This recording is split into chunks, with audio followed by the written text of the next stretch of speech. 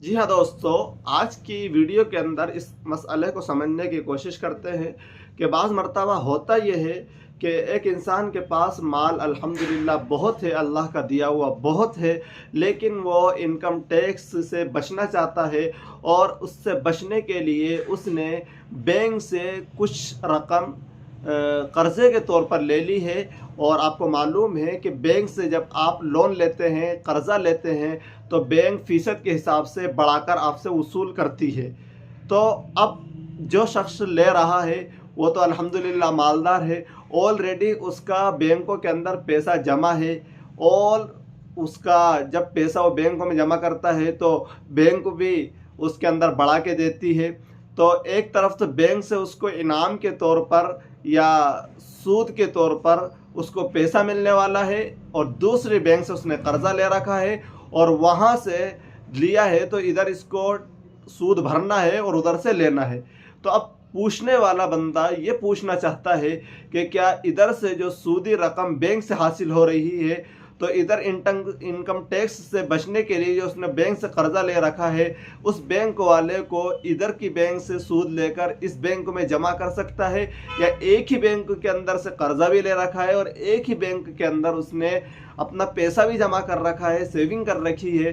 तो क्या ऐसी सूरत जायज़ है या नहीं है, और ऐसी जगह पर सूदी जो रकम उसके पास है उसको भरना और उसका इस्तेमाल करना जायज़ होगा या नहीं होगा, ये बहुत अहम मसला है। बहुत से लोगों को जानकारी नहीं होती है और वो इसका गलत इस्तेमाल कर लेते हैं, और दुनिया और आखिरत दोनों जहां के लिए वो अपने लिए खसारे को और नुकसान को अपने ऊपर लाजिम कर लेते हैं।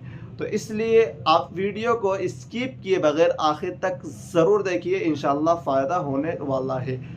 जी हाँ दोस्तों, मैं आपको बता दूं कि शरई कायदा है रद्दु अला रब्बिल माल, कि रब्बुल माल यानी कि जिसका असल माल है, जिससे आपने लिया है, चाहे वो अगर सूदी रकम है तो वापस उसको उस तक पहुंचाना ज़रूरी है।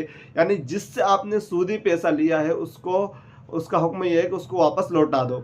तो इस कायदे के तहत लाकर उलमाए मुफ्तियान और शरह मतीन वग़ैरह ने और जो किबार उलमा हैं उन्होंने इस अमल की शरअन गुंजाइश निकाली है, इस ज़ाब्ते को लेकर कि इंसान जब बैंक से ही सूद ले रहा है और दूसरे तरीके से वही सूद उसी बैंकों को वापस दे रहा है, तो जिससे सूद लिया था उसी को वापस पहुंच गया, तो ये हो गया रद्दु अला रब्बिल माल।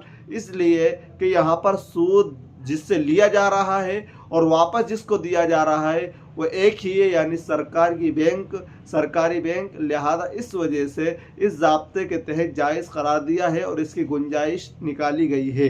बाकी मैं कहता हूँ कि वाक़ईतन अगर अल्लाह रब्बुल इज़्ज़त ने आपको माल दिया है और वाजिब आपके ऊपर टैक्स बनता है तो आप भरिए, ये भी आपके ऊपर वाजिब और ज़रूरी है। इनकम टैक्स को उसका टैक्स देना चाहिए, इसलिए कि जो कुछ नफ़ा हो रहा है हमें इसी मुल्क से हो रहा है। लिहाजा इससे बचने के लिए अलग अलग तरीक़े और चोर रास्ते नहीं निकालना चाहिए। बाकी आप इस मसले के ताल्लुक़ से क्या राय रखते हैं? हो सकता है कि मुझसे कोई गलती हो गई हो। अगर मुझसे गलती हुई हो समझाने में तो आप मेरी तंबीह ज़रूर फरमाइए, और अगर मैंने सही मसला बताया है तो फिर सदक़ा जारिया की नियत से अपने दोस्त व अहबाब में ज़रूर शेयर करें। अस्सलामु अलैकुम व रहमतुल्लाहि व बरकातहू।